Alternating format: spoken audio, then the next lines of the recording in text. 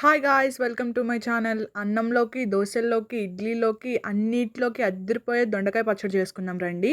మీరు గనుక ఇంకా నా ఛానల్‌ని సబ్స్క్రైబ్ చేయకపోతే సబ్స్క్రైబ్ చేసుకోండి ప్లీజ్.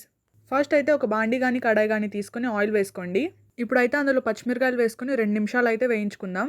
కరెక్ట్‌గా 2 నిమిషాలే వేపుకోండి సరిపోతుంది. పచ్చిమిరకాయలని 2గా తుంపుకొని వేపుకోండి. లేదంటే పేలి మొహం మీద పడతాయి. ఇప్పుడైతే కట్ చేసుకున్న దొండకాయ ముక్కలు వేసేసుకొని తిప్పుకుందాం. ఇప్పుడైతే పచ్చిమిరపకాయలని, దొండకాయని మొత్తం కలర్ చేంజ్ అయిపోయి బ్రౌన్ కలర్ వచ్చేంత వరకు వేపుకోవాలి. ఇప్పుడు ఒక గిన్నెలో కొంచెం చింతపండు నానబెట్టుకోండి. ఇదిగోండి చూస్తున్నారు కదా, దొండకాయలు అయితే మొత్తం కలర్ చేంజ్ అయిపోయి ఇలా మెత్తబడిపోవాలి. కాకపోతే కొంచెం టైం పడుతుంది. పక్కనే ఉండి పేషెన్సీగా వేయించుకోవాలి. ఇప్పుడైతే ప్రాసెస్ మొదలు పెట్టేద్దాం. రోట్లో చేసుకుంటే మంచి టేస్ట్ వస్తుంది, కానీ నేనైతే మిక్సీలో వేసేసుకుంటున్నా. ఫస్ట్ అయితే వేపుకున్న దొండకాయ ముక్కలన్నీ వేసేసుకోవాలి. ఇప్పుడైతే నానబెట్టుకున్న చింతపండు నుంచి తీసుకున్న రసం, అలానే కొంచెం జీలకర్ర, అలానే ఇప్పుడు ఇందులోకి సరిపడా సాల్ట్ అయితే వేసేసుకుందాము. అలానే 4 దంచుకున్న వెల్లుల్లి రెబ్బలు కూడా వేసుకుందాం.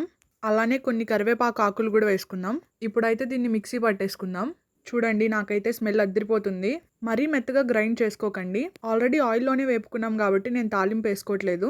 మీకు కావాలంటే వేసుకోండి. మీరు కూడా ఖచ్చితంగా ట్రై చేయండి. నచ్చితే లైక్ చేయండి. Bye guys.